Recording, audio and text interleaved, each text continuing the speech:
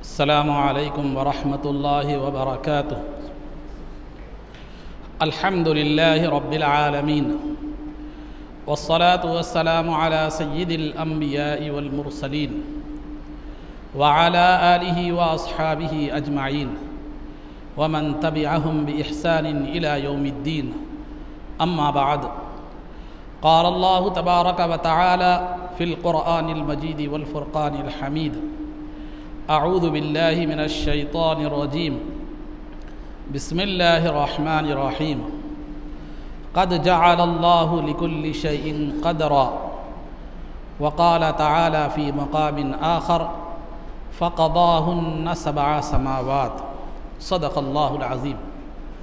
قال اللہ تبارک وتعالی فی شأن حبیبہ صلی اللہ علیہ وسلم، ان اللہ وملائکتہ یصلون علی النبی یا ایہا الذین آمنوا صلوا علیہ وسلموا تسلیما۔ اللہم صلی وسلم وزد وبارک علی حبیبک سیدنا ونبینا ومولانا محمد وعلی آلہ واصحابہ اجمعین۔ عزیزان محترم، عقائد کے حوالے سے اس سے قبل آپ حضرات کے سامنے جنات اور فرشتوں پر ایک مسلمان کو ایمان لانا ضروری ہے، ان کے وجود اور ان کے موجود ہونے پر ایمان رکھنا ضروری ہے، اور کس طرح ایمان رکھنا چاہیے اور کن کیفیات اور کن تفصیلات کے ساتھ ایمان رکھنا چاہیے، وہ سابقہ میں آپ کے سامنے بیان کیا جا چکا ہے۔ آج جو ہے قضاء و قدر پر ایمان رکھنا، قضاء اور قدر پر ایمان رکھنا۔ دیکھیے، قضاء اور قدر کا مطلب قضاء کے لفظی معنی ہے۔ قضاء کے لفظی معنی بہت آتے ہیں، لیکن یہاں قضاء کے معنی پیدا کرنے کے، حکم دینے کے بھی آتے ہیں، فیصلہ کرنے کے بھی آتے ہیں قضاء کے معنی، لیکن یہاں پر جو ہے نا قضاء کے معنی پیدا کرنے کے ہیں۔ تو قضاء کے معنی پیدا کرنے کے ہیں، جیسے کہ اللہ نے، میں نے خطبے کے بعد جس آیت کا تلاوت کیا اس میں اللہ فرماتا ہے فَقَضَاهُنَّ 7 سماوات، اللہ نے 7 آسمانوں کو پیدا کیا۔ تو قضاء کے معنی پیدا کرنے کے ہیں۔ قدر کے معنی کیا ہے معلوم ہے؟ اندازے کے ہیں۔ قدر یا تقدیر بولیے آپ، اندازے کے ہیں۔ تو جیسے کہ قرآن کریم کی آیت کی میں نے تلاوت کی، اللہ فرماتا ہے جو ہے نا قد جعل اللہ لکل شیء قدرا، اللہ نے ہر چیز کے لیے ایک اندازہ مقرر فرمایا ہے۔ تو قضاء کے قدر کے معنی اندازہ کرنا، اور اندازہ اور قضاء کے معنی پیدا کرنا۔ تو اللہ نے کائنات کو پیدا کرنے سے پہلے اس کا ایک اندازہ فرمایا۔ اللہ نے اندازہ فرمایا مطلب کون سی چیز کب پیدا ہوگی، کہاں پیدا ہوگی، کیسی ہوگی، جو ہے نا اس کا آغاز کیسے ہوگا، اس کا انجام کیسے ہوگا، فلاں فلاں فلاں ہر چیز۔ مثال کے طور پر سمجھانے کے لیے میں آپ کو مثال دے رہا ہوں، زید ہے، زید کب پیدا ہوگا، کون سے زمانے میں پیدا ہوگا، کون سے دن پیدا ہوگا، کون سے مہینے میں پیدا ہوگا، کون سے وقت میں پیدا ہوگا، اس کے ماں باپ کون ہوں گے، کس مقام پر وہ پیدا ہوگا، کہاں وہ بڑا ہوگا، کیا وہ مسلمان ہوگا، کافر ہوگا، یا جو ہے نا پھر وہ مرے گا کیسا، مسلمان مرے گا، کافر مرے گا، کیا وہ جو ہے نا گورنمنٹ امپلائی ہوں گے یا پرائیویٹ امپلائی ہوگا، یا تاجر ہوگا، بزنس مین ہوگا۔ بہرحال ہر شخص کی، ہر چیز کی لمحہ لمحہ رپورٹ اللہ رب العزت نے اس کی کیا کر دی ہے، اس کا اندازہ دنیا کو پیدا کرنے سے پہلے ہی، کائنات کو پیدا کرنے سے پہلے ہی لگا لیا ہے۔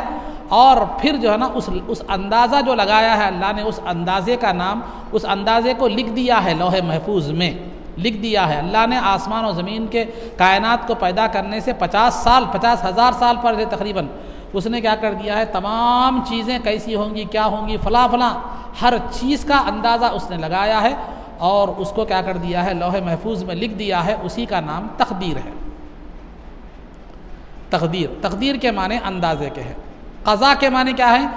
اللہ نے جو ہے جو بھی چیزیں لکھی ہیں اس کو وجود میں لا رہا ہے، اپنے اپنے وقت میں، اپنے اپنے زمانے میں، اپنے اپنے مقام پر۔ مثال کے طور پر زید کو 2023 میں جو ہے نا پیر کے دن محبوب نگر میں فلاں وقت فلاں ہاسپٹل میں پیدا ہونا ہے، یہ لکھ دیا گیا تھا۔ پھر اللہ رب العزت جب وہ وقت آ رہا ہے تو زید کو اسی وقت، اسی دن، اسی مقام پر کیا ہے دنیا میں کیا کیا؟ بھیجا۔ تو اسی طرح دنیا میں ہر لمحہ کئی چیزیں جو ہے نا، کروڑوں چیزیں وجود میں آ رہی ہیں۔ تو اللہ نے جو لکھ دیا تھا، جو ڈیٹیلز اللہ نے اپنے اندازے سے لکھ دی تھی، وہ تقدیر کہتے ہیں۔ پھر ان کو وجود میں لانا، ان کو وجود میں لانا، یہ کیا کہلاتا ہے؟ قضا، یعنی پیدا کرنا کہلاتا ہے۔ اس کو مثال سے میں آپ کو سمجھاؤں۔ آپ ایک مکان بنانا چاہ رہے ہیں تو آپ انجینئر کو بلاتے ہیں۔ تو انجینئر کیا کرتا ہے؟ پہلے کیا کرتا ہے؟ اس کا جو ہے ایک نقشہ تیار کرتا ہے، زمین میں مکان کا ایک نقشہ تیار کرتا ہے۔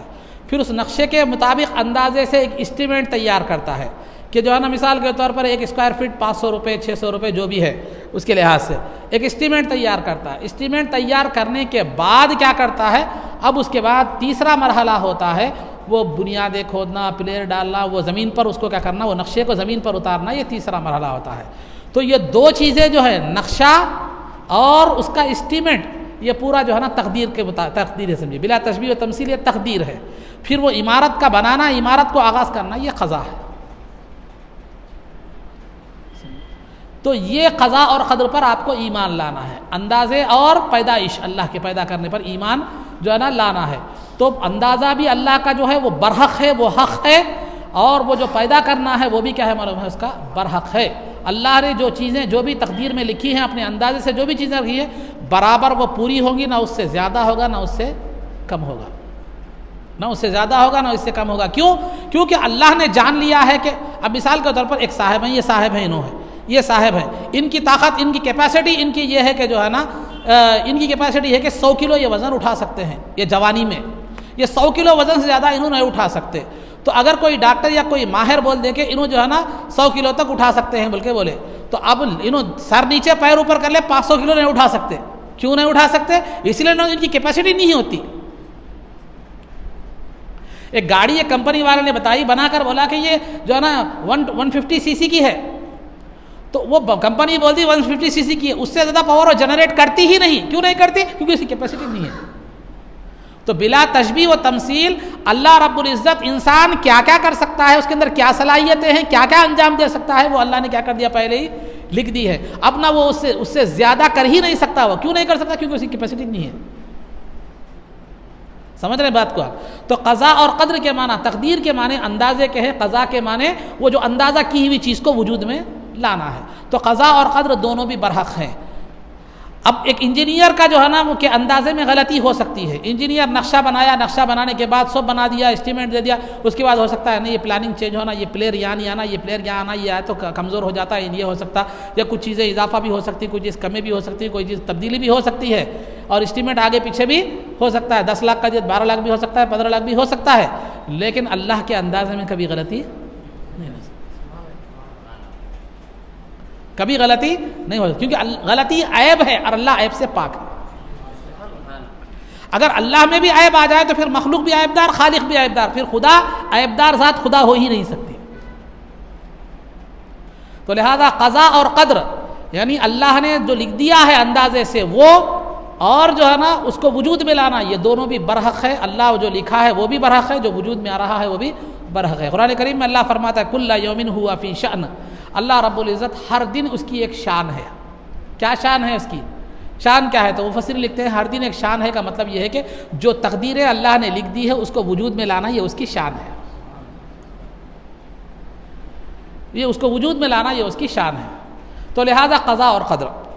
اب یہاں ایک جو ہے نا شائبہ ہوتا ہے، ایک شائبہ، ایک آدمی کیا کرتا ہے؟ گناہ کر لیتا ہے، یہ شیطانی وسوسہ ہے، ذہن میں رکھیے۔ گناہ کر لیا، چوری کر لیا، زنا کر لیا، کیا کروں بھائی، میری تقدیر میں تھا ہوا، میرا کیا قصور ہے؟ وہ تھا میری تقدیر میں تھا وہ ہوا، میرا کیا قصور ہے اس میں؟ یہ شیطانی وسوسہ ہے، یاد رکھیے، یہ شیطانی وسوسہ ہے۔ کیوں بولیں گے آپ؟ اس لیے کہ پہلی بات تو اس کی بات کا پہلا جواب تو یہ ہے، تو کام کرنے کے بعد بول رہا ہے میری تقدیر میں تھا ویسا ہوا بول کے، کام کرتے وقت تجھے معلوم تھا کہ تو تقدیر میں چوری کرنے والا ہے بول کے؟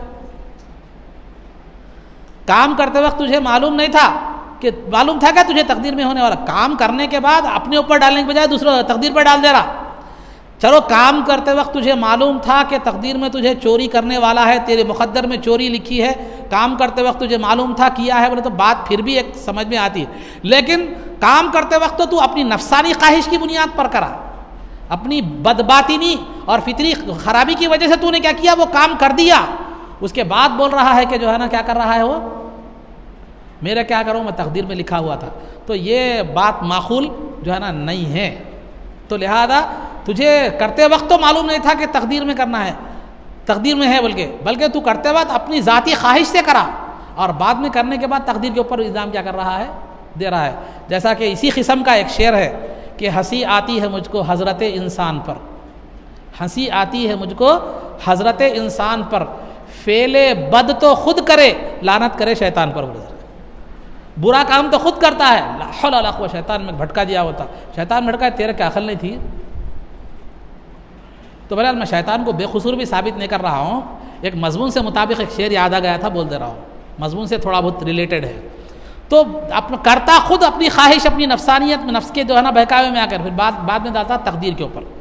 دوسری چیز یہ جو خیال رکھتے ہیں میرے مقدر میں تھا، میں کرا کیا کر رہا ہوں، ان کا دوسرا جواب، مثال کے طور پر زید کیا کیا، چوری کرا تو پولیس آ کے پکڑ لگ گئی، پولیس آ کے کری، چلو میاں تم چوری کرے، چوری کے الزام میں تمہیں پکڑ لیا جاتا ہے، تو کیا زید اس وقت یہ بولتا ہے کہ میری تقدیر میں لکھا تھا میں کرا بول کے؟ ہاں صاحب میری تقدیر میں لکھا ہوا تھا میں کرا، میرے کوئی پکڑ رہے، میں بے قصور ہوں، میرا کوئی قصور نہیں ہوتا، ان خاموش لے جانے والا دو رکھ کے لے جاتا۔ تو آپ خاموشی سے چلے جاتے ہیں، کیوں؟ آپ کو خود اقرار ہوتا ہے کہ میں جو ہے نا میں نے غلطی کی ہے، آپ کو ہی نہیں ایک غیر مسلم کو بھی اقرار ہے کہ جو ہے بندہ جو کرتا ہے یہ اس کی کاراستہ نہیں ہے، تقدیر کا اس سے کوئی تعلق نہیں۔ یہ دوسری بات۔ اور تیسری اہم چیز جو ذہن میں رکھنے کی اور یاد رکھنے کی یہ ہے کہ آپ جو کرتے ہیں وہ اللہ نے پہلے سے ہی لکھ دیا ہے، جو آپ کرنے والے ہیں، ایسا نہیں کہ اللہ جو لکھ دیا ہے اس وجہ سے آپ کر رہے ہیں، یہ مطلب نہیں ہے۔ اللہ لکھ دیا ہے اس وجہ سے آپ کر رہے ہیں ایسا نہیں ہے، بلکہ آپ جو کرنے والے ہیں اللہ نے پہلے کیا کر دیا، اس کا لکھ دیا ہے۔ اس کو سمجھانے کے لیے، وضاحت کے لیے اور ایک مثال دیتا چلوں گا۔ ایک کمپنی ہے سپلا، مثال کے طور پر لیجیے، کمپنی ایک شوگر کی گولی بنائی، شوگر کی گولی بنائی، ان بولی کہ جو ہے نا اگر 200 شوگر ہو تو یہ 1 mg ٹیبلٹ دو، سمجھانے کے لیے بول رہا ہوں میں، وہ صحیح اس کا مقدار اور ڈاکٹر جانتے ہیں، مثال کے طور پر بتا رہا ہوں، اگر 300 اگر شوگر ہے تو یہ 2 mg کی دو، 400 شوگر ہے تو جو ہے نا یہ 3 mg کی دو، اور اگر اس سے 500 ہو گیا تو انسولین دو بول کے بولا، یہ اسٹیپ بتائی۔ اور پھر کمپنی بولی کہ جو ہے نا اس کا ایکسپائری ڈیٹ 2014 دسمبر تک ہے، ایک سمجھانے کے لیے بولی۔ تو اب جو ہے نا وہ کمپنی کیا کر رہی ہے، ڈاکٹر کیا کر رہا ہے، 200 شوگر آپ کا ہو گیا، ٹیسٹ کرا، 200 شوگر کے لیے 3 mg نہیں دے رہا، کئی کو بولا 1 mg دے رہا، کئی کو دے رہا، اس لیے کہ یہ اتنے لیول کے شوگر کو برابر لانے کی صلاحیت یہ 1 mg میں ہے، 3 mg میں دے دیے تو پھر شوگر ڈاؤن ہو جاتا، پھر مسئلہ پھر شوگر بڑھانے کے لیے ویسے کیا کرنا پڑتا، الگ گولی دینا پڑتا ہے۔ تو یہ جو کمپنی بول رہی ہے کہ یہ گولی میں 200 کے شوگر کو نارمل لانے کی صلاحیت ہے، 300 کے شوگر کو نارمل لانے کی صلاحیت ہے یہ گولی میں 400 کے شوگر کو نارمل لانے کی صلاحیت ہے، اور یہ انسولین میں 500 کے شوگر کو جو ہے نا نارمل میں لانے کی صلاحیت ہے۔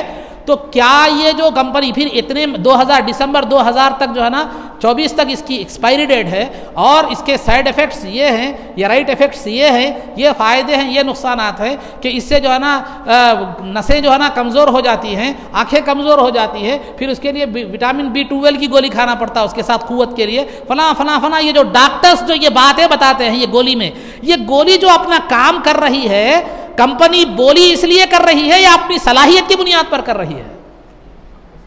نہیں، میری کمپنی بولی کہ میرے کو 1 سال تک رہنا ہے، وہ تو اس وجہ سے رہ رہی ہوں، یعنی اس کے اندر اپنی صلاحیت کی بنیاد پر، تو بنانے والے نے اس کی صلاحیت بتلا دی، تو وہ صلاحیت کے مطابق کیا کام کر رہی ہے وہ کر رہی ہے۔ اگر 1 mg کی گولی اگر آپ 400 کے اگر شوگر میں 1 mg کی گولی دے دے تو وہ صلاحیت وہ کام نہیں کرتی، لیول میں نہیں لاتی شوگر کو، کیوں نہیں لاتی؟ اس کی صلاحیت سے باہر چیز ہے وہ۔ تو کمپنی نے اس کی صلاحیت کے مطابق اس کے ڈیٹیلز دیے ہیں کہ اتنے شوگر کے لیے یہ ہے، اتنے شوگر کے لیے یہ ہے، اتنے شوگر کے لیے یہ ہے، اس کا جو ہے نا کام کرنے کا پیریڈ یہ ہے، ایکسپائری ڈیٹ یہ ہے، یہ سب۔ تو یہ بنانے والے کو اس کی صلاحیت کا علم ہے، اس وجہ سے اس کی ڈیٹیلز دیے ہیں، اور کبھی گولی اس کے ڈیٹیلز کے آگے بھی نہیں جاتی، کم بھی نہیں جاتی۔ تو کیا آپ یہ کہیں گے کہ کمپنی والا کہا ہے اس لیے گولی ایسا کام کر رہی ہے یہ کہیں گے، یا گولی کی کیپیسٹی اپنے حساب سے کام کر رہی ہے یہ کہیں گے؟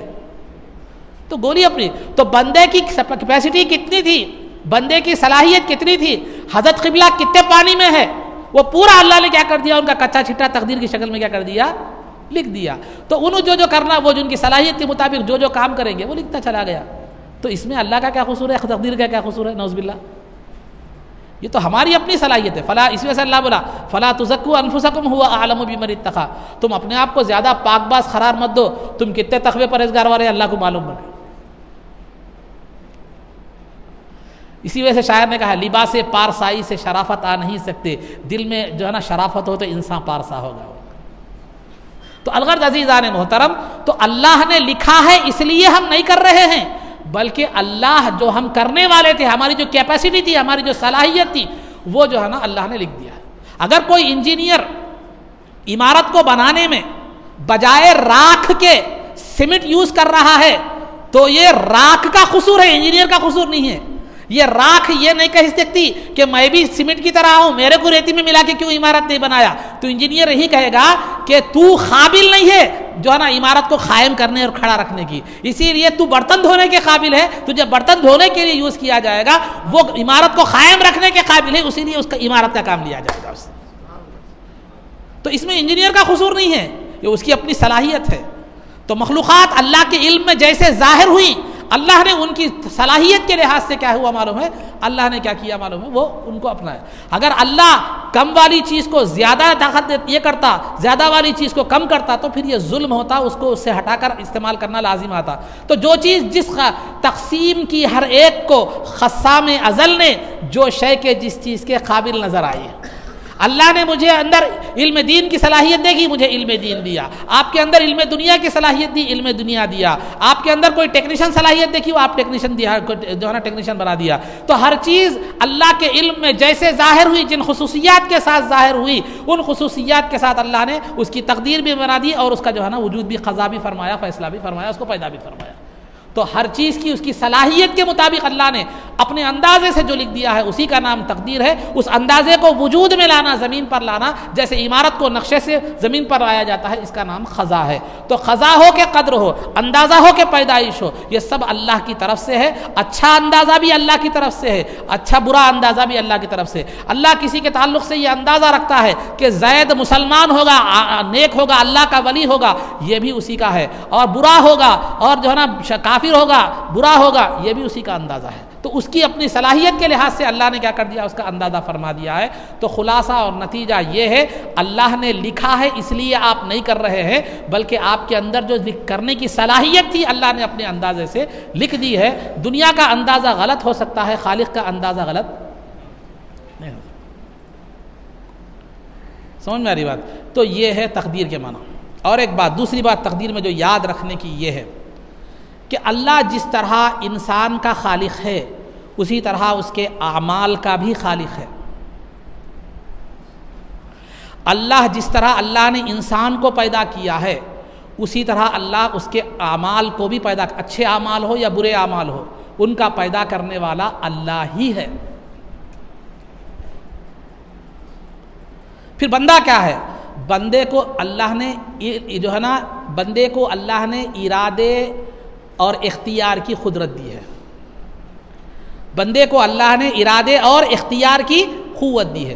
بندہ اختیار کے معنی چوز کرنا، تو ارادہ معنی چاہنا، تو بندہ اپنے ارادے سے، اپنی چاہت سے جو چیز کو چوز کرتا ہے، اسی کے حساب سے اس کا معاملہ ہوتا ہے، اسی کے حساب سے اس کے ساتھ معاملہ کیا جاتا ہے۔ مثال کے طور پر سمجھاتا چلو بات، اللہ نے اب آپ کو کہا ایک ہے نماز، ایک ہے چوری، دو باتیں، نماز چوری۔ تو یہ نماز پڑھنے کے لیے بھی آپ کو قوت چاہیے، چوری کرنے کے لیے بھی قوت چاہیے۔ قوت کا مطلب جانا، کرنا، چڑھنا رہے تو چڑھنا، نماز کو رکوع سجود کرنا وغیرہ وغیرہ۔ تو نماز قوت جو ہے وہ پیدا کرنے والا اللہ ہے، قوت پیدا کرنے والا اللہ ہے، اور اللہ نے بتا دیا کہ یہ نماز ہے، اس کا راستہ جنت ہے، یہ چوری ہے، اس کا راستہ جہنم ہے۔ اب تجھے اختیار ہے، تو اپنے چاہت سے، اپنی مرضی سے، اپنے ارادے سے چاہے تو یہ راستہ اختیار کر، چاہے تو یہ راستہ اختیار کر، یہ راستہ اختیار۔ اب بندہ اپنے ارادے، اپنے اختیار سے، اپنے چاہت سے کیا کرتا ہے؟ اگر نماز کا راستہ اختیار کرتا ہے تو اس کے اختیار کی بنیاد پر، اس کی محنت کی بنیاد پر، اس کی کوشش کی بنیاد پر اللہ اسے جنت عطا فرماتا ہے۔ اگر بندہ اپنے ارادے اور اختیار سے جو ہے نا وہ چوری کا راستہ اختیار کرتا ہے تو اس کے ارادے، اس کے اختیار اور اس کی کوشش، اس کی جد و جہد کے حساب سے اللہ اس کو کیا کرتا ہے؟ جہنم کا راستہ عطا۔ مگر دونوں کی قوت کا پیدا کرنے والا بھی اللہ ہے، وہ خیر کی قوت ہو کہ شر کی قوت ہو، اللہ نے قوت کو تو پیدا کر دیا ہے، لیکن اس کا کام لینا، اس قوت سے ایک اچھا یا برا کام لینا، یہ بندے کے حوالے کر دیا گیا ہے۔ بندہ اپنے ارادے اور اختیار سے جس راستے پر لیتا ہے، جس چیز کو کام میں لاتا ہے، اس ارادے، اختیار اور اس کے چوز کرنے کی وجہ سے وہ کیا ہے؟ جنت یا دوزخ کیا ہوتا ہے؟ مستحق قرار پاتا ہے۔ اسی کو کہتے ہیں کسب، اور بندے کو کاسب کہتے ہیں۔ کسب یعنی کمانا، کوشش کرنا، جد و جہد کرنا۔ کاسب مانے کمانے والا، جد و جہد کرنے والا، وہ راستے پر، اچھائی یا برائی کے راستے پر چلنے والا۔ تو مطلب کیا ہوا؟ اللہ بندے کا بھی خالق ہے، بندے کے اعمال یعنی قوت جو بھی ہے چیزیں اس کی وہ سب کا خالق بھی اللہ ہے۔ البتہ اللہ نے بندے کو ارادہ اور اختیار دیا ہے کہ وہ اپنے ارادے اور اختیار سے اچھی چیز کو اختیار کرتا ہے تو جنت میں جاتا ہے، بری چیز کو اختیار کرتا ہے تو جہنم میں جاتا ہے۔ تو قضاء اور قدر کا مطلب یہ ہے، تقدیر کے معنی اندازہ کرنا، قضاء کے معنی پیدا کرنا۔ اللہ نے جو ہے نا بندے کو بھی پیدا کیا، اس کے اعمال کو بھی پیدا کیا۔ یہاں غلط فہمی کا شکار ہو کر کیا کر دیے معلوم ہے؟ لوگ ایمان سے خارج ہو گئے۔ بعض لوگ کہتے ہیں کہ اللہ نے بندے کو تو پیدا کیا ہے، بندے کا پیدا کرنے والا تو اللہ ہی ہے، لیکن جو بندہ جو کام کرتا ہے ان کا خالق خود بندہ ہے۔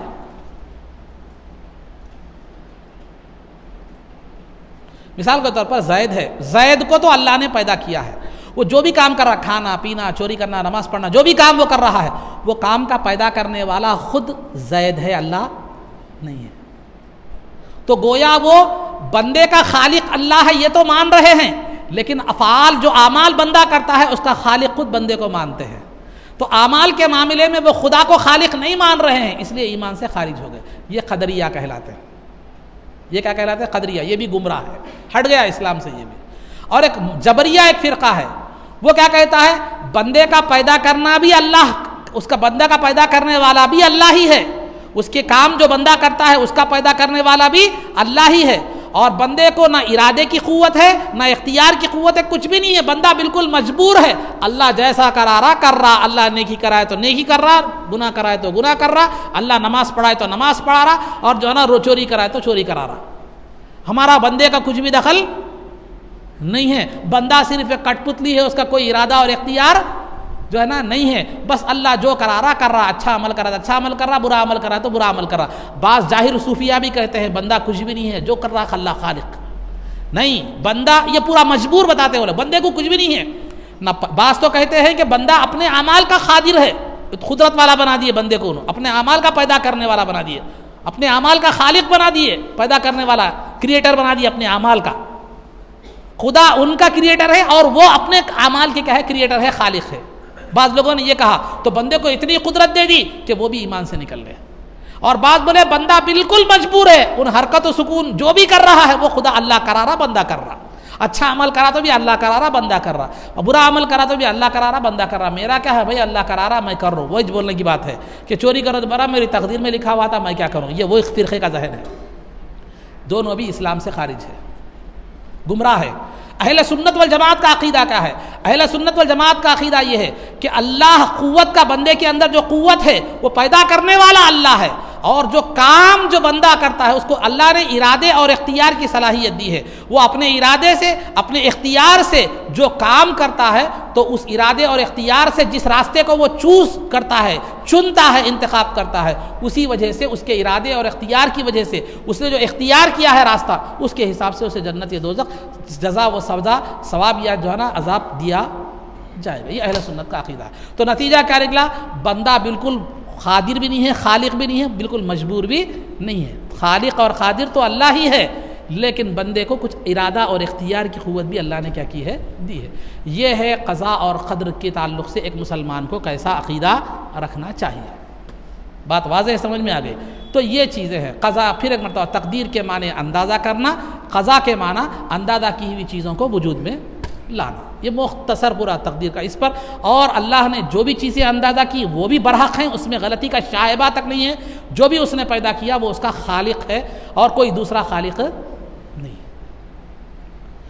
اچھی چیز کا خالق بھی پیدا کرنے والا بھی اللہ ہے, بری چیز کا بھی. مسلمان کو پیدا کرنے والا بھی اللہ ہے, جو ہے نا کافر کو پیدا کرنے والا بھی اللہ ہے. فرشتے کو پیدا کرنے والا بھی اللہ ہے, شیطان کو پیدا کرنے والا بھی اللہ ہے. لیکن بتلا دیا یہ شیطان ہے, یہ فرشتہ ہے, تم فرشتہ صفت بنو, شیطان صفت مت بنو, مومن بنو, کافر مت بنو. بتلا دیا راستے. اب آپ کو ارادہ اور اختیار کیا کر دیا, دے دیا. اللہ نے سواری دی, سواری پر بٹھا دیا, اب بول دیا جس راستے پر چاہو تم جاؤ, یہاں سے تمہارا راستہ ہے. تو تم جو راستے کو متعین کرو گے وہ منزل تک پہنچو گے, وہ ذمہ دار تم ہوگے, اللہ. یہ کچھ باتیں تھیں جو میں نے تقدیر, قضاء اور قدر کے حوالے سے میں نے آپ کے سامنے بیان کی. یہ بہت اہم مسئلہ ہے, اس کو ذہن میں رکھنے کی ضرورت ہے. بہت سے لوگ غلطی کا شکار ہوتے ہیں.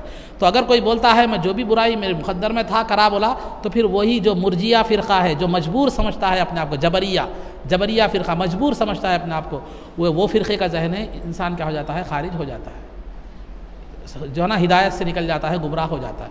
تو یہ قضاء اور قدر کے حوالے سے کچھ باتیں آپ کے سامنے رکھی گئی. اب رہا سیرت میں, سیرت کے حوالے سے جو ہے نا گزشتہ آپ کے سامنے یہ بات بتلائی گئی تھی کہ نبوت کے 12ویں سال جو ہے نا مدینہ منورہ سے 12 افراد آئے, مسلمان 12 مسلمان آئے.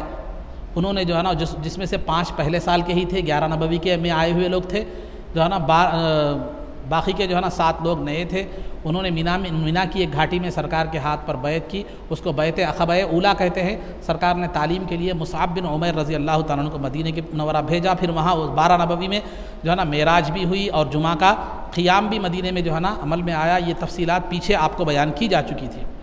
نبوت کے 13ویں سال مصعب بن عمیر رضی اللہ تعالیٰ عنہ مدینہ کو گئے. وہاں پر آپ نے تعلیم, اشاعت کا, تبلیغ و اشاعت کا کام انجام دیا. اچھی خاصی مسلمانوں کی ایک جماعت مدینہ منورہ میں تیار ہو گئی. تو نبوت کے 13ویں سال مدینہ منورہ سے مسلمان بھی آئے حج کے موقع پر, غیر مسلم بھی آئے. غیر مسلم تقریباً 400 سے زیادہ تعداد غیر مسلموں کی تھی اور 75 لوگ مسلمان تھے, جس میں سے 73 عورتیں تھیں, 73 مرد تھے, 2 عورتیں تھیں. وہ پھر اسی گھاٹی کے پاس جو گزشتہ سال جو ہے نا انہوں نے سرکار کے ہاتھ پر بیعت کی تھی, تو وہاں پر قیام کر کے انہوں نے مینا کی گھاٹی میں سرکار کو پیغام بھیجا کہ ہم یہاں پر آئے ہیں, آپ سے ملاقات چاہتے ہیں, قدم بوسی دست بوسی کی اجازت چاہتے ہیں. تو سرکار پھر ان کے پاس گئے اور وہاں پر جانے کے بعد وہاں انہوں نے سرکار کے ہاتھ پر بیعت کی, ایمان کی بیعت کی, عمل صالح کی بیعت کی. اس کو کہتے ہیں بیعت عقبہ ثانیہ, یعنی گھاٹی کی دوسری بیعت. پہلی بیعت عقبہ اولیٰ 12 نبوت میں 12 نبوی میں, نبوت کے 12ویں سال ہوئی تھی اعلان نبوت کے, اور بیعت عقبہ ثانیہ نبوت کے 13ویں سال یعنی 13 نبوی میں جو ہے نا ہوئی تھی. اب یہاں ایک دوسری چیز یہ بھی پیش آئی کہ مدینہ میں جو ہے نا انصار کی ایک جماعت تیار ہو گئی تھی مسلمانوں کی. ان لوگوں کو خیال ہوا, سرکار آپ اس سے پہلے میں نے بتایا ہے, اس سے پہلے کہ سرکار مکہ مکرمہ میں اسلام کی اشاعت کے لیے جو تکلیفیں برداشت کر رہے تھے, زبانی, ذہنی, قلبی, جسمانی, پھر طائف ہو گئے تو طائف کے لوگوں نے آپ پر جو ظلم کیا, یہ سب چیزیں دیکھ کر مدینہ کے لوگوں کو یہ خیال پیدا ہوا کہ ہم سرکار کو اس طرح مدینہ مکہ میں بے یار و مددگار اور مظلومیت کی حالت میں اور کفار مکہ کے حوالے ہمیں نہیں کرنا چاہیے کہ سرکار اتنی مشکلیں اٹھا رہے ہیں, اتنی تکلیفیں برداشت کرے, اتنا جو ہے نا اسلام کی خاطر اتنی جو ہے نا جد و جہد کر رہے ہیں, پھر زبانی تکلیفیں, جسمانی تکلیفیں, قلبی تکلیفیں سرکار برداشت کر رہے ہیں, تو ہمیں چاہیے کہ سرکار کو ہمیں مدینہ بلانا چاہیے. ان لوگوں کا ادھر یہ خیال پیدا ہوا. ادھر طائف سے سفر کے سے واپسی کے بعد پھر معراج کے بعد کفار نے جو اعتراضات کیے, جو بھی معاملات پیش آئے, کفار کا جو سلوک رہا, اس کے بعد سرکار کے دل میں بھی یہ خیال پیدا ہوا چونکہ سرکار کی ذات صرف مکے کی ہدایت کے لیے نہیں آئی تھی, بلکہ اللہ نے آپ کو ساری مخلوق کے لیے رسول بنا کر بھیجا گیا تھا, تو آپ کو ساری دنیا کو ہدایت دینی تھی. تو سرکار کو بھی خیال پیدا ہوا کہ اتنے دن سے تقریباً 13 سال کا عرصہ ہوا, کوئی خاطر خواہ رزلٹ نہیں نکلا, سوائے چند لوگوں کے کوئی زیادہ مسلمان یہاں پر لوگ جو ہے نہیں ہوئے. اسی ارادے سے طائف کی طرف بھی گئے تھے, طائف میں بھی کوئی خاطر خواہ رزلٹ نہیں نکلا. تو سرکار کو بھی خیال پیدا ہوا کہ تبلیغ و اشاعت کا جو مرکز ہے وہ مکے کو چھوڑ کر مدینے میں بنانا چاہیے، کیونکہ وہ مقام امن والا ہے، وہاں اسلام کے پودے کی جو ہے نا کہ پنپنے کا جو ہے نا مقام ہے، وہاں اسلام کیا کر سکتا ہے، پھیل سکتا ہے۔ تو لہذا اپنا دارالاشاعت سرکار نے جو ہے نا مکے کو چھوڑ کر مدینے میں بنانے کا آپ نے ارادہ فرمایا۔ ادھر سرکار کا بھی ارادہ ہوا، ادھر غلاموں کی بھی خواہش ہوئی، تو جب دونوں باتیں ایک سا ہو گئی تو پھر 13 نبوی میں جو ہے نا جب وہ بیٹھک ہوئی بیعت عقبہ جو ہے نا ثانیہ کے موقع پر، تو بہرحال وہ ہجرت کا معاملہ پیش آیا، ہجرت کا مضمون چھڑ گیا۔ تو سرکار کے ساتھ عباس رضی اللہ تعالیٰ عنہ جو آپ کے چچا تھے، ایمان نہیں لائے تھے اس وقت تک، ایمان نہیں لائے تھے، لیکن سرکار کی نصرت اور حمایت میں جیسے ابو طالب تھے، سرکار کی نصرت اور مدد میں تھے، جب تک 50 سال تک تو جو ہے نا چچا ابو طالب سرکار کی مدد میں تھے، حمایت میں، وہ بھی ایمان نہیں لائے تھے، لیکن جو ہے نا سرکار اس کے بعد ان کے انتقال کے بعد جو ہے پھر جو ہے نا چچا جو عباس رضی اللہ تعالیٰ عنہ تھے، یہ بھی جو ہے نا اس وقت تک ایمان نہیں لائے تھے، یہ اپنی مدد سرکار کی مدد کو جو ہے نا یہ محبوب رکھتے تھے، بعد میں ایمان لائے۔ تو بہرحال عزیزان محترم، انہوں نے کہا، عباس رضی اللہ تعالیٰ عنہ نے مدینے کے لوگوں سے کہا، کیا کہا؟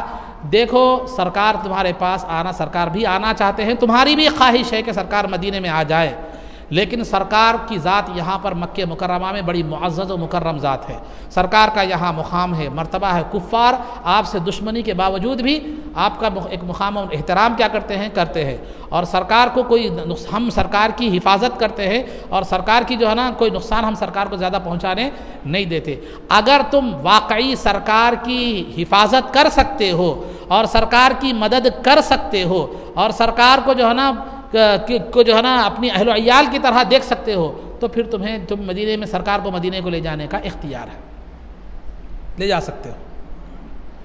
چونکہ سرکار کی میں نے بتایا، سرکار کی بھی خواہش یہ تھی کہ مدینے کو مقام کو بدل دیا جائے، مدینے کی سرزمین میں جو ہے نا اسلام کی اشاعت کی جائے، کیونکہ وہاں اسلام کے سپورٹ میں ایک مسلمان جماعت بھی کیا ہو چکی تھی، تیار ہو چکی تھی۔ تو ابن عباس رضی اللہ تعالیٰ عنہ نے جب مدینے والوں سے یہ بات کہی تو سرکار نے بھی کہا کہ ٹھیک ہے، اگر تمہارا ارادہ ہے کہ میں ہجرت کر کے وہاں آؤں تو میری ہاتھ پر بیعت کرو کہ تم جس طرح اپنی جان، مال اور اپنی اولاد، اپنے گھر والوں کی حفاظت کرتے ہو، میری بھی ویسی حفاظت کرو گے۔ تو اب اس کے بعد انصار میں سے ایک صاحب اٹھے، سب سے پہلے برا ابن معرور رضی اللہ تعالیٰ عنہ اٹھے، جو ہے نا اٹھ کر بولے کہ جو ہے نا یا رسول اللہ، ہماری پیدائش، ہمارا بچپن، ہماری جوانی سب جنگ کے ماحول میں گزری ہے، ہم جان، مال، اولاد ہر طرح سے آپ کی حفاظت کریں گے۔ ایک کے بعد جو ہے نا ایک صاحب اٹھے، ایک سردار، انہوں نے کہی یا رسول اللہ، ہمارے یہودیوں سے بھی مدینے میں تعلقات ہیں، ظاہر سی بات ہے جب آپ مدینے میں آئیں گے آپ سے جو ہے نا ہم آپ کی جو ہے تائید کریں گے، آپ سے تعلق جوڑ لیں گے تو یہودیوں سے ہمارے تعلقات خراب ہو جائیں گے، لیکن جب اسلام کو غلبہ ہو جائے گا، آپ مکہ مکرمہ میں آ جائیں گے تو ہم جو ہے نا ایسے ہی تڑپتے رہ جائیں گے، پھر آپ ہم کو چھوڑ کر چلے جائیں گے تو اس وقت ہمارا کیا حال ہوگا۔ تو سرکار نے فرمایا ان کو تسلی دیتے ہوئے کہ میں تمہارا ہوں، تم میرے ہو، میری جان تمہاری ہے، تمہاری جان میری ہے، تمہاری جس سے دوستی ہے میری اس سے دوستی ہے، تمہاری جس سے دشمنی ہے میری اس سے دشمنی ہے۔ تو نے کہا یا رسول اللہ، تب تو ہماری جان، مال، ہر چیز آپ پر قربان ہے۔ تو بہرحال یہ تمام انہوں نے جو وہ یہ تسلی دی، سرکار کی حفاظت کا پورا جو ہے نا انہوں نے تیقن دیا۔ تو اس کے بعد سرکار دو عالم صلی اللہ علیہ وسلم نے صحابہ کو ہجرت کی اجازت دے دی۔ تو ایک کے بعد صحابہ کیا کرنے لگے، ہجرت کر کے جانے لگے۔ تو صحابہ جانے لگے تو جن صحابہ کو، جو صحابہ کا جن کے تعلق سے کافروں کو، کفار مکہ کو علم ہوا کہ یہ صحابی جا رہے ہیں، تو ان کو انہوں نے طرح طرح سے ستایا، اولاد چھین لی، بیویوں کو رکا دیا، ان کے خاندان والوں کو بول کر جائیداد چھین لی، ہر چیز چھین لی۔ صحابی نے بغیر کسی پرواہ کے اللہ کے حکم پر مدینہ منورہ چلے گئے۔ اب مدینے میں صرف سرکار تھے، ابو بکر رضی اللہ تعالیٰ عنہ تھے، علی رضی اللہ تعالیٰ عنہ تھے، ابو بکر، علی رضی اللہ تعالیٰ، ابو بکر پہلے خلیفہ اور آخری خلیفہ، ابو بکر اور علی رضی اللہ تعالیٰ عنہ دونوں تھے۔ عمر رضی اللہ تعالیٰ عنہ بھی ہجرت کر کے پر علی اعلان آپ نے ہجرت کی کہ ہے کوئی ماں اپنی بیوی کو بیوہ کرنا چاہتا ہے، بچوں کو یتیم کرنا چاہتا ہے تو عمر کو ہجرت سے روکے، چونکہ سرکار کا حکم تھا۔ ڈر کر یہ بات ذہن میں رکھے، سرکار ہو یا صحابہ ہو، ڈر کر نہیں جا رہے تھے۔ 13 سال جنہوں نے طرح طرح کی مصیبتیں برداشت کی اور شہادت دی، ان کے لیے یہ مصیبتیں کوئی معنی نہیں رکھتی تھی، لیکن اسلام کی سربلندی کی خاطر ہجرت کی تعریف ہی وہی ہے کہ اللہ اور اس کے رسول کے حکم پر دین اسلام کی خاطر جو اپنے محبوب وطن کو چھوڑ دے وہ مہاجر کہلاتا ہے اور اس کو ہجرت کہتی ہے۔ تو صحابہ کا مقصد بھی یہی تھا، اللہ اور اس کے رسول کا حکم تھا کہ ہجرت کر جاؤ، اور پھر وہ حکم تھا، اور ہجرت بھی کس کے لیے تھی؟ دین اسلام کی خاطر تھی، تو وہ چلے گئے۔ تو جو ہے نا اب صرف سرکار کے ساتھ ابو بکر اور علی رضی اللہ تعالیٰ عنہ تھے، اور بعض وہ کمزور صحابہ تھے جو مدینے تک جا نہیں سکتے تھے، باقی تقریباً صحابہ مدینہ منورہ کو چلے گئے۔ اب کفار نے دیکھا کہ اب یہاں سے تو چلے گئے یہ لوگ، اب مدینے میں ہماری پہنچ نہیں ہے اتنی زیادہ، اب وہاں جا کر ہم ان کو ستا نہیں سکتے، اب وہاں اسلام پھیل جائے گا، اب کیسا روکنا؟ وہ لوگ اور زیادہ پریشان ہو گئے۔ پریشان ہو کر انہوں نے کہا نہیں، یہ محمد صلی اللہ علیہ وسلم کے تعلق سے ہی کوئی نہ کوئی فیصلہ کر دینا، نہ رہے بانس نہ بجے بانسری، یعنی جب انہوں ہی نہیں رہیں گے تو پھر مسئلہ کیا ہو جائے گا؟ اسلام کی اشاعت بھی رک جائیں گی، ختم بھی ہو جائیں گا، سب مسئلہ ختم، پہلے ان کا کام تمام کرنا۔ اس غرض سے انہوں نے ایک میٹنگ ہال تھا ان کا، دارالندوہ جس کو کہتے تھے، میٹنگ ہال، تو میٹنگ ہال میں انہوں نے کیا کی معلوم ہے؟ ایک وہ رکھی، میٹنگ رکھی۔ جب وہ وقت مقررہ پر جب بڑے بڑے یہ ابو جہل ابو لہب جو سرغنے تھے جب میٹنگ ہال میں آئے، تو میٹنگ ہال کے دروازے پر نجدی شیطان، ایک نجدی مقام نجد کا ایک مقام ہے، تو عرب میں نجدی بوڑھے کی شکل میں شیطان آ کر کھڑا ہو گیا میٹنگ ہال کے دروازے پر۔ تو لوگوں نے پوچھا، وہ سرداروں نے، آپ کا کیا کام ہے، آپ کیوں آئے؟ بولے میں ایک تجربے کار بوڑھا ہوں، اگر تم سے کوئی مشورے کی ضرورت ہے تو میں تمہیں مشورہ دوں گا، بولے۔ تو اس کو بھی اندر بلا لیا۔ اندر بلانے کے بعد میٹنگ شروع ہو گئی۔ میٹنگ شروع ہونے کے بعد ہوا کیا؟ میٹنگ شروع ہو گئی، میٹنگ شروع ہونے کے بعد اب ہر ایک نے ایک مشورہ دیا۔ ایک نے مشورہ دیا کہ محمد صلی اللہ علیہ وسلم کو بیڑیوں میں جکڑ دو، اندھیری کال کوٹری میں ڈال دو، یہاں تک کہ بھوکا پیاسا رکھو ان کو، یہاں تک کہ وہ ختم ہو جائے۔ شیطان جو نجدی شیخ کی شکل میں تھا، ان سے کہا تم یہ کام بالکل، یہ رائے بالکل بے بنیاد ہے، محمد صلی اللہ علیہ وسلم کے ساتھی کہاں بھی رہو تم زمین میں، وہ ان کو کیا کر لیں گے؟ ڈھونڈ لیں گے اور نکال لیں گے، تمہارا پروگرام یہ صحیح، یہ مشورہ صحیح نہیں ہے۔ پھر دوسرے نے کہا کہ نہیں، ان کو ملک شہر بدر کر دیں گے، ملک سے دور کر دیں گے، باہر کر دیں گے، پھر یہاں نہیں آئیں گے، جب وہ یہاں سے چلے جائیں گے تو اسلام کا نام ختم ہو جائے گا۔ تو وہ جو شیطان تھا بوڑھے نجدی بوڑھے کی شکل میں، اس نے کہا تمہیں نہیں معلوم محمد صلی اللہ علیہ وسلم کی زبان کیسی ہے؟ ان کے کلام میں، ان کی گفتگو میں جادو کی جیسی تاثیر ہے۔ وہ باہر جائیں گے، پھر لوگوں کے سامنے اسلام کی دعوت پیش کریں گے، اپنی ایک بڑی جماعت تیار کر کے تم پر حملہ کریں گے اور پھر تمہیں نیست و نابود کر دیں گے۔ یہ رائے بھی صحیح نہیں ہے۔ ابو جہل بدبخت نے ایک رائے دی، کیا کہا کہ عرب کے جتنے بھی قبیلے ہیں، ہر قبیلے سے ایک بہادر نوجوان کو تیار کریں گے، سب مل کر ایک بار محمد صلی اللہ علیہ وسلم پر نعوذ باللہ حملہ کر کے قتل کر دیں گے، تو قتل کے ذمہ دار سب 12 قبیلے کے لوگ ہو جائیں گے۔ اب سرکار کا ایک خاندان جو بنو ہاشم ہے، یہ ان کا سب کا بدلہ تو نہیں لے سکے گا، ان کے مقابلے کی طاقت تو نہیں رکھے گا، کیونکہ وہاں میجارٹی ہے یا مائنارٹی ہے، تو لہذا مقابلے کی طاقت نہیں رکھے گا۔ تو کیا ہوگا نتیجے میں؟ کچھ جان کا بہا، جو خون بہا بول کے تھا، جان کی قیمت وغیرہ دے کر مسئلہ ختم ہو جائے گا، سرکار بھی ختم ہو جائیں گے نعوذ باللہ، اور مسئلہ بھی کیا ہے، جھگڑا بھی زیادہ طویل نہیں ہوگا۔ تو شیطان بولا یہ رائے ہے تو اگر کوئی یہ رائے ہے، بولا بہرحال ادھر یہ سرکار کو شہید کرنے کی نعوذ باللہ طاقت، یہ پلاننگ چل رہی تھی۔ ادھر جبریل امین سرکار کے پاس آئے، دوپہر کا وقت تھا، قرآن کریم کی یہ آیت لے کر آئے، وَإِذْ يَمْكُرُ بِكَ الَّذِينَ كَفَرُوا لِيُثْبِتُوكَ أَوْ يَقْتُلُوكَ أَوْ يَخْرُجُوكَ وَيَمْكُرُونَ وَيَمْكُرُ اللَّهُ۔ یاد کرو جس وقت کافر آپ کو قید کرنے کی، شہر بدر کرنے کی، قتل کرنے کی سازش کر رہے تھے، وہ بری تدبیریں کر رہے تھے، مکاریاں کر رہے تھے، اللہ اپنی تدبیر کر رہا تھا، اور اللہ بہترین تدبیر کرنے والا ہے۔ جبریل امین کو بھیجا گیا، سرکار کو ہجرت کا حکم دے دیا گیا، آپ ہجرت کر کے جا سکتے ہیں، مدینہ منورہ کی جانب ہجرت کر سکتے ہیں۔ یہاں تک کہ معاملات جو ہے سیرت کے حوالے سے آپ کو بیان کیے گئے، انشاءاللہ پھر دیگر تفصیلات آگے بیان کی جائیں گی۔ اگر میں یہ بالکل آپ کو مختصر طور پر جو ہے نا یہ باتیں بتا رہا ہوں، اگر آپ کو تفصیلی طور پر اگر جو ہے نا میری سیرت کا مطالعہ اگر دیکھنا ہے تو میرے تقریباً 27 تا 28 ویڈیو سیرت پر مستقل، صرف سیرت کے عنوان سے، انوار الہدا فی سیرت المصطفیٰ کیا جو ہے نا عنوان سے آپ کو یوٹیوب پہ ملیں گے۔ آپ تفصیلی طور پر سیرت دیکھنا چاہتے ہیں تو اس میں بھی دیکھ سکتے ہیں، چونکہ یہاں 5 عنوانات پر بات رکھنی ہے اور مختصر طور پر آپ کے سامنے ایک دین کا خاکہ پیش کرنا ہے، اسی لیے میں نے جو ہے نا ہر عنوان کو مختصر اور جو آپ کے لیے ضروری ہے وہ جو ہے نا میں باتیں رکھ رہا ہوں، اور آپ کو تفصیل درکار ہے صرف سیرت کے عنوان سے پھر آپ وہ دیکھ سکتے ہیں۔ تو بہرحال یہ عقائد اور سیرت۔ اب رہا آداب میں سے لباس کے آداب بیان کیے جا رہے تھے، لباس کے آداب، تو لباس کے آداب میں سے کچھ باتیں آپ کو بیان کی گئی تھیں۔ اب لباس کے آداب میں سے ایک ادب یہ ہے، لباس میں کپڑے بھی آتے ہیں، جوتے بھی آتے ہیں، ذہن میں رکھیے۔ تو چونکہ بھی وہ بھی ایک لباس کے معنی پہنے جانے والی چیز، اوپر کے حصے پہ جو پہنے جاتی ہے وہ کرتا پاجامہ ہے، سر پہ پہنے جاتی ہے تو ٹوپی عمامہ ہے، پیروں میں پہنے جاتے ہیں تو وہ کیا ہے، جوتے ہیں، چپل ہے۔ تو لباس کے آداب میں سے ایک ادب یہ ہے کہ لباس پہننے سے پہلے اس کو جھاڑ لیا کریں، جھٹک لیا کریں، جھاڑ لیا کریں، جھٹک لیا کریں۔ کیوں؟ کبھی کبھار اس میں موذی جانور ہوتے ہیں، چپلک ہے، گوم ہے، یا کوئی جو ہے نا کم از کم چونٹیاں بھی رہے. آپ تقریب میں چونٹی پہن شیروانی پہن لے کے چلے گئے دعوت میں, اب اس کے بعد چونٹیاں اندر سے گلگلا رہے ہیں, اب آپ کیا حال ہوتا آپ کا وہ اندازہ آپ خود کر سکتے ہیں, وہ زیادہ بتانے کی ضرورت نہیں ہے. تو بہرحال تو یا زہریلا جانور بھی اس کے اندر کیا ہو سکتا ہے جو آپ کو نقصان پہنچا سکتا ہے. اسی لیے یا کم از کم دھول وغیرہ بھی اس کے اندر کبھی کبھار کیا ہو سکتی ہے. تو یہ کچھ بھی ہو سکتا ہے. تو اسی لیے آداب صحت کے لباس کے آداب میں سے ایک ادب یہ ہے کہ وہ لباس کو پہننے سے پہلے کیا کر لیں, جھٹک لیا کر لیں, جھاڑ لیا کرے, یا کوئی بھی حیثیت سے اس کو کیا کر لیں صاف کر لیا کرے, دیکھ لیا کرے اندر وہ کیا ہے, کچھ چاہے تو نہیں. ایک مرتبہ کا طبرانی کی حدیث ہے, ایک مرتبہ کا واقعہ ہے کہ سرکار دو عالم صلی اللہ علیہ وسلم کے موزے تھے. موزے کا مطلب یہ ہوتا ہے کہ ایک جو ہے نا جوتے, وہ بوڑھے جوتے نہیں ہوتے, سردی کے مقام پر کیا ہے پہنے جاتے ہیں, جوتوں کے ٹائپ کی ایک چیز رہتی ہے, بس یہ سمجھیے آپ, اس کو موزے کہتے ہیں. تو وہ سرد علاقوں میں پہنے جاتے ہیں. تو وہ موزے سرکار پہن رہے تھے. ایک موزے سیدھے پیر کے موزے میں جو ہے نا آپ نے پیر ڈالا, بائیں پیر کے موزے میں آپ پیر ڈالنا ہی چاہتے تھے کہ ایک کوہ آیا اور وہ موزہ لے کر اڑ گیا. اڑ کر جو ہے نا وہ اونچائی پہ لے جا کر کیا کر دیا, وہ موزے کو پھینک دیا. وہ موزہ اتنی اوپر سے گرنے کے بعد جب زمین سے ٹکرایا تو اس کے اندر سے سانپ نکل کر باہر ہوا ہے. سانپ نکل کر جو ہے نا ظاہر ہوا. ظاہر ہونے کے بعد سرکار نے اللہ کی حمد بیان کی اور مسلمانوں کو نصیحت کی کہ جب بھی جوتے یا لباس پہنو تو کیا کرو, جھٹک کر پہنا کرو. طبرانی کی روایت ہے. تو اللہ کے سرکار کے محافظ تم مسلمان, تم نبی حفاظت مت بھی کرو تو اللہ کبھی کبوتریوں سے انتظام لے لیتا ہے حفاظت کا, کبھی مکڑیوں سے انتظام لے لیتا ہے, کبھی فرشتوں سے لیتا ہے. سرکار کا لشکر ساری دنیا ہے, وہ تمہارے محتاج کا ہے معلوم ہے نہیں ہے.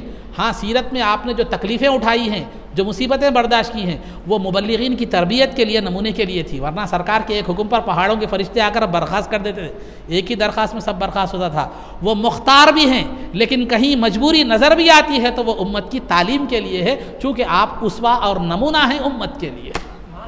یہ بات ذہن میں رکھیں. سرکار کی ذات کو اللہ نے مجبور نہیں بنایا, مختار, حقیقی مختار تو اللہ ہی ہے, لیکن اس مختار جو ہے نا وہ مختار ذات نے سرکار کو صاحب اختیار بنایا ہے. لیکن جہاں سرکار نے ظلم سہا, مظلومیت برداشت کی, تو وہ بتانے کے لیے کہ دین کی راہ پر چلنے والوں کو, دین کا کام کرنے والوں کو بتانے کے لیے کہ دیکھو اس راستے میں مشکلیں بہت آتی ہیں, ویسے وقت میں تمہیں سرکار کا عمل تمہارے لیے نمونہ ہونا چاہیے. تو نمونے کے لیے وہ باتیں بتلائی, سمجھے. ورنہ مخلوق میں سرکار سے زیادہ طاقتور ذات, خواہ وہ فزیکلی ہو یا جو ہے نا کوئی بھی ہو, کسی بھی حساب سے, ان سے بڑھ کر کوئی جو ہے نا ذات نہیں ہو سکتی, مضبوط ذات نہیں ہو سکتی. ایک واقعہ میں آپ کے سامنے بتایا ہوں بھی اس سے پہلے کہ ایک رکانہ نامی پہلوان تھا, سیرت کا ہی ایک حصہ ہے وہ. رکانہ نامی پہلوان تھا, وہ ایسا پہلوان تھا اگر وہ کسی چادر وغیرہ پر کھڑا ہو جاتا تو 10 پہلوان مل کر وہ چادر کو نہیں کھینچ سکتے تھے. اگر کوئی بغیر سہارے کے اگر کوئی آدمی پہلوان بھی چادر پر جو ہے نا کھڑا ہو جائے تو آپ اکیلا آدمی کھینچ لے کے اس کو گرا سکتا, لیکن وہ اتنا طاقتور تھا 10 آدمی کھینچ کر بھی اس کو ہلا نہیں سکتے تھے. سرکار نے اس کو, پہلوانی کا مقابلہ ہوا تو سرکار نے اس کو 3 مرتبہ بچے کی طرح اٹھا کر پٹک دیا. تو سرکار کی قوت اور طاقت کی بات بتا رہا ہوں. تو بہرحال عزیزان محترم, سرکار کی ذات مختار ہے, مجبور نہیں ہے. مختار ذات نے سرکار کو صاحب اختیار بنا دیا ہے. تو وہ تو مختار حقیقی ہے, اس کو کسی نے صاحب اختیار نہیں بنایا. سرکار کو اللہ نے صاحب اختیار اور صاحب طاقت اور صاحب قوت و اقتدار بنایا. تو بہرحال عزیزان محترم, تو یہ ہے کہ کبھی بھی لباس کو کیا کریں, پہنتے وقت جھاڑ کر, جھٹک کر پہنے. اس سے کیا ہوتا ہے, اندر کوئی زہریلا جانور ہے تو اس سے آپ بچ سکتے ہیں. اور خاص طور پر بارش وغیرہ کے موسم میں یہ چیزیں بہت زیادہ ہوتی ہے. مکان کسی کا جنگل میں ہے یا اطراف و اکناف جھاڑی وغیرہ ہے تو یہ چیزوں کے امکانات بہت زیادہ خبی طور پر کیا ہوتے ہیں, پائے جو ہے نا جاتے ہیں. بہرحال اس کے بعد دوسرا لباس کے آداب میں سے دوسرا ادب یہ ہے کہ سرکار نے مردوں کے لیے سفید لباس کو پسند فرمایا ہے. ترمذی کی حدیث ہے کہ سرکار نے فرمایا کہ تمہارا بہترین لباس جو تم پہنتے ہو اور جو کفناتے ہو وہ سفید لباس ہے. کفناتے ہو یعنی اگر تم اپنے مردوں کو کفناؤ تو بھی سفید لباس میں کفناؤ, اور مردوں کے لیے خاص طور پر حکم ہے کہ تم لباس پہنتے ہو تو کیا کرو, سفید لباس پہنو, سفید لباس پہنو. اس کی وجوہات, ایک تو حدیث میں یہ بتائی گئی کہ وہ زیادہ پاکیزہ لباس ہے, وہ زیادہ پاکیزہ لباس ہے. کیا مطلب, کیا دوسرے لباس پاکیزہ نہیں ہوتے؟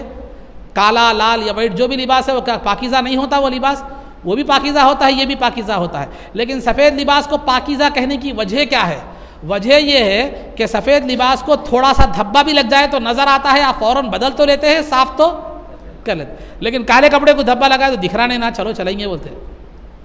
بعض لوگوں کی طبیعت بساندی رہتی, دیکھتے ہیں بو آ رہی, کیا نہیں آ رہی, آج نے کل نہا لی ہے پانی, بولتے کپڑے کو دھبا دکھ رہا کیا؟ نہیں دکھ رہا، ختم۔ بعض تو ہمارے ایک صاحب بول رہے تھے پاکستانی میں یہ عادت بھی ہے کہ پائجامہ شلوارہ ڈھیلے سلا لیتے ہیں، اور جو ہے نا وہ الٹا ایک مرتبہ پہنتے سیدھا ایک مرتبہ پہنتے۔ بعض لوگوں کی طبیعت میں ایسا رہتی کہ پیچھے بھی سیون ایسا صفائی کے ساتھ سلا لیتے ہیں کہ الٹے بھی پہنتے کپڑے، سیدھے بھی دینا پہنتے۔ کیوں؟ کہاں دھونا، کہاں یہ کرنا۔ تو انسان اس حد تک آلسی پن میں کیا ہوتا ہے کچھ، تو کلر کے کپڑے رہے تو کیا ہوتا بسا اوقات وہ دھبے وغیرہ میل نظر نہیں آتا، تو انسان کیا کرتا چلو اور چل سکتا بولے چلا سکتے۔ لیکن سفید کپڑے میں کیا ہے فوراً دھبا نظر آتا ہے، تو اس وجہ سے کیا ہے وہ آپ کو نظر آتا ہے، جلدی آپ کیا کرتے ہیں صفائی کا اہتمام جلد سے جلد کیا کر سکتے ہیں آپ کر سکتے ہیں۔ تو بہرحال آج لباس کے آداب میں سے دو باتیں ہوئیں، ایک تو لباس کو پہننے سے پہلے اچھی طرح جھٹک کر جھاڑ کر پہنا کرے، اور دوسری چیز جو ہے نا سفید لباس مردوں کے لیے پسندیدہ ہے، اور کفن کے لیے مردوں اور عورتوں ہر ایک کے لیے سفید لباس کیا ہے پسندیدہ ہے۔ اس کا مطلب یہ نہیں کہ کلر کا لباس ناجائز ہے، یہ مطلب نہیں ہے۔ کلر کے لباسوں میں بالکل گیرو کے کلر کا لباس پسندیدہ نہیں ہے، گیرو کے کلر، لال کلر کا، گیرو کے کلر کا۔ اور دوسرا بالکل پیلا لباس، پورا لباس بتا رہا ہوں، ٹوپی ووپی ایک آدھ رہی تو ایسا کچھ نہیں ہوتا، پورا لباس دستیل پیلی ہے تو کچھ نہیں ہوتا، پورا لباس پیلا گہرا گیرو کے کلر کا لباس یہ پسندیدہ نہیں ہے۔ اور ایسے کلر کا لباس بھی پسندیدہ خلاف مصلحت ہے ایسے کلر کا لباس پہننا جس سے آپ کو یہ معلوم ہو کہ کوئی آپ دوسرے فرقے کے گمراہ فرقے کا جو ہے نا کا اندیشہ سوچنے والے کے ذہن میں یہ بات جا رہی ہے کہ آپ فلاں کوئی گمراہ فرقے کے کیا ہے نظر آئے، وہ لباس خصوصی کسی فرقے کا ہے اور وہ فرقے کا لباس آپ کیا کر رہے ہیں پہن رہے ہیں، تو کہیں وہ فرقے کا لوگ آپ کو شمار نہ کریں۔ ایسا اگر وہم و گمان جانے کا اندیشہ ہے تو مصلحت یہی ہے کہ اس لباس سے بھی کیا کریں آپ یہ اختیار کریں۔ سفید لباس میں کس طرف بھی ذہن جو ہے نا نہیں جاتا، بالکل صاف ستھرا رہتا اور سوبر بھی، اور انسان اس سے کیا ہوتا ہے خوبصورت بھی کیا ہوتا ہے نظر جو ہے نا آتا ہے۔ تو یہ لباس کے آداب میں سے بات بیان کی ہے۔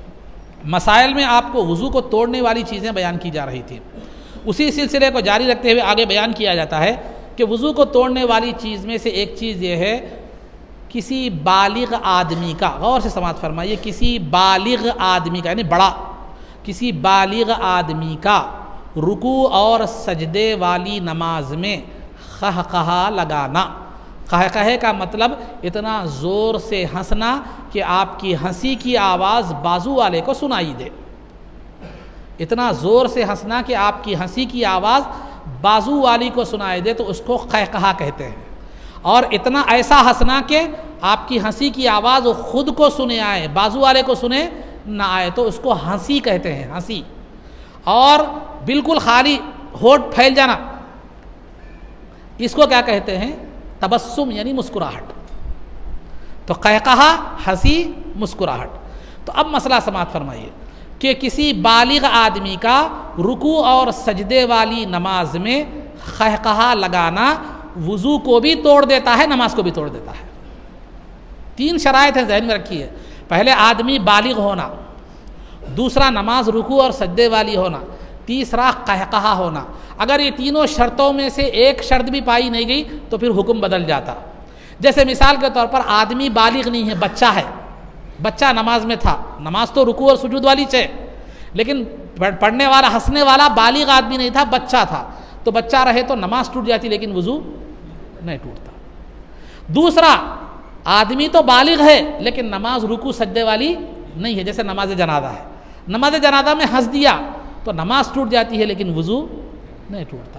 تیسرا آدمی بھی بالغ ہے، نماز بھی رکوع اور سجدے والی ہے لیکن قہقہا نہیں لگایا، ہنسا، یعنی اتنا زور سے ہنسا کہ خود کو سنے میں آیا، بازو والے تک آواز نہیں گئی، ہنسا، نماز ٹوٹ جاتی ہے لیکن وضو نہیں ٹوٹتا۔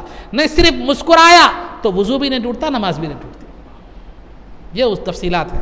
تو یہ تین قاعدے یاد رکھیے، بالغ آدمی کا رکوع اور سجدے والی نماز میں قہقہا لگانا یعنی اتنی زور سے ہنسنا کہ ہنسی کی آواز بازو والے کو سننے میں آ جائے تو اس سے وضو اور نماز دونوں بھی ٹوٹ جاتے ہیں۔ ان میں سے ایک شرط بھی پائی نہیں جاتی تو پھر اس کا حکم کیا ہے، نماز تو ٹوٹ جاتی ہے لیکن وضو نہیں ٹوٹتا سوائے مسکراہٹ کی صورت میں۔ مسکراہٹ میں وضو بھی نہیں ٹوٹتا، نماز بھی نہیں ٹوٹتی۔ یہ چند باتیں، پہلی بات وضو کو توڑنے والی چیزوں میں۔ دوسری بات مباشرت فاحشہ۔ مباشرت فاحشہ کا مطلب یہ ہوتا ہے کہ دو بالغ آدمی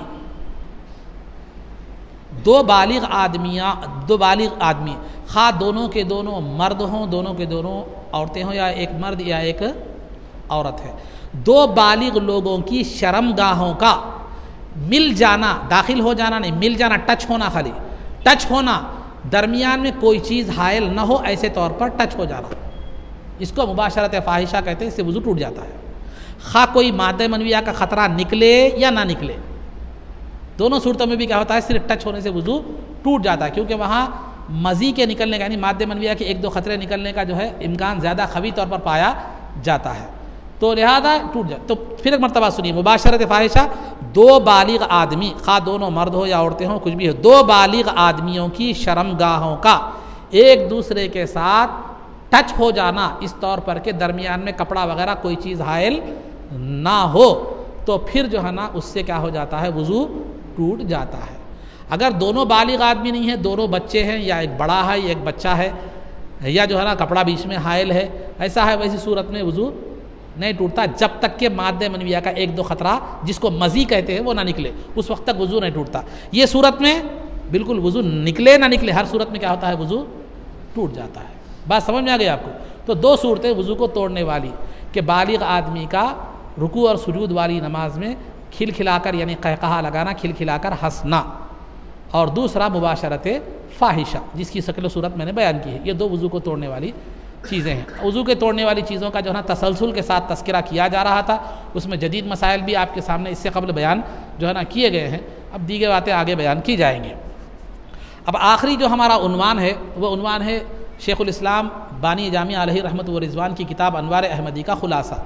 درود شریف کا ذکر چل رہا تھا، درود شریف کی فضیلت کے حوالے سے روایات بیان کی جا رہی تھی، اسی سلسلے کو جاری رکھتے ہوئے بانی جامعہ نظامیہ نے جو ہے نا کنز العمال اور امام قرطبی کی تفسیر قرطبی کے حوالے سے تین چار روایتیں ذکر کی ہیں، میں ان کا ذکر آپ کے سامنے کرتا ہوں۔ سب سے پہلی روایت تو یہ ہے کہ سرکار دو عالم صلی اللہ علیہ وسلم نے فرمایا کہ بندہ جب جو ہے نا سرکار پر درود بھیجتا ہے تو اس درود کو لے کر فرشتے اللہ کی بارگاہ میں پہنچتے ہیں، اللہ کی بارگاہ میں پہنچتے ہیں، تو اللہ رب العزت فرماتا ہے کہ اس جو ہے نا درود کو الی قبری عبدی، میرے بندے محمد صلی اللہ علیہ وسلم کی قبر تک پہنچا دو۔ کیوں پہنچا دو؟ تو اللہ نے فرمایا دو باتیں ہیں، تاکہ وہ ان درود پڑھنے والوں کے لیے دعائے مغفرت کریں، اور دوسرا جو ہے نا ان کے دل کو ٹھنڈک ملے، تاکہ دعائے مغفرت کرنے والے کو کی مغفرت کریں آپ، دوسرا ان کی آنکھوں کا اگر ٹھنڈک ملے۔ تو مغفرت طلب کرنا اور ٹھنڈک، آنکھوں کو ٹھنڈک ملنا، یہ زندگی کی علامت ہے۔ مردہ نہ مغفرت طلب کرتا ہے، نہ اس کی آنکھوں کو ٹھنڈک ملتی ہے۔ تو سرکار اپنی قبر مبارک میں باحیات ہے، حیات جسمانی کے ساتھ باحیات ہے۔ وہ دیگر دلائل وقت پہ آپ کے سامنے آئیں گے، وہ ایک مستقل عنوانات، لیکن یہاں حدیث کے تحت جو تفسیرہ وہ بتا رہا ہوں میں آپ کو۔ تو یہاں آپ درود کی فضیلت یہ ہے کہ سب سے پہلے آپ کے درود کو یہ اعزاز حاصل ہوتا ہے کہ وہ بارگاہ رب العزت میں پیش کیا جاتا ہے، پھر وہ اللہ رب العزت کی سرفرازیوں کو لے کر پھر مصطفیٰ جان رحمت کی بارگاہ میں وہ درود حاضر ہوتا ہے، پھر وہاں حاضر ہونے کے بعد پھر وہ درود کے بدلے میں مصطفیٰ جان رحمت کی مغفرت طلب کرنا، اور آپ کی آنکھوں کی ٹھنڈک جو ہے نا ہمیں نصیب ہوتی ہے۔ اس کا سبب ہم کیا کرتے ہیں، بنتے ہیں اپنی مغفرت کا اور سرکار کی آنکھوں کی ٹھنڈک کا اور خوشی کا سبب کیا کرتے ہیں، آنکھوں کی ٹھنڈک سے مطلب خوشی کا سبب بنتے ہیں۔ ایک روایت یہ ہے۔ دوسری روایت جو ہے نا یہ ہے کہ سرکار دو عالم صلی اللہ علیہ وسلم پر جب بندہ درود پڑھتا ہے تو جبریل امین لے جا کر اس درود کو سرکار کی بارگاہ میں پڑھنے والے کے نام اور اس کے والد کے نام کے ساتھ پہنچا دیتے ہیں۔ تو سرکار فرماتے ہیں وعلیہ السلام ورحمۃ اللہ وبرکاتہ، کہ اس پر بھی اللہ کی سلامتی اور اس کی رحمتیں اور اس کی برکتیں ہوں۔ یہ جواب سرکار کا آتا ہے۔ تو آپ جب بھی درود پڑھتے ہیں سرکار کی بارگاہ میں تو فرشتہ پہنچاتا ہے، اور پھر سرکار کی بارگاہ سے آپ کی درود و سلام کا جواب بھی کیا ہوتا ہے، آتا ہے۔ یہ دوسری روایت ہے۔ تیسری روایت یہ ہے کہ اللہ رب العزت نے جب سے سرکار کا وصال ہوا اس وقت سے اللہ رب العزت نے جو ہے ایک فرشتے کو پیدا کیا ہے جو سرکار کی قبر مبارک کے پاس کھڑا ہوتا ہے۔ غور سے سماعت فرمائیے، فرشتہ درود پڑھنے والوں نے پھرتے پھرتے نہیں رہتا. آتاہ اللہ سماع الخلق کے الفاظ حدیث میں ہے کہ فرشتہ سرکار کے جو ہے نا قبر مبارک کے پاس کھڑا ہوتا ہے. اللہ نے اس فرشتے کو وہ صلاحیت دی ہے کہ ایک وقت تمام دنیا میں جتنے بھی لوگ درود پڑھتے ہیں ان کے درود کو سنتا ہے, ان کے نام اور والد کے نام کے ساتھ سرکار کی بارگاہ میں پہنچاتا ہے.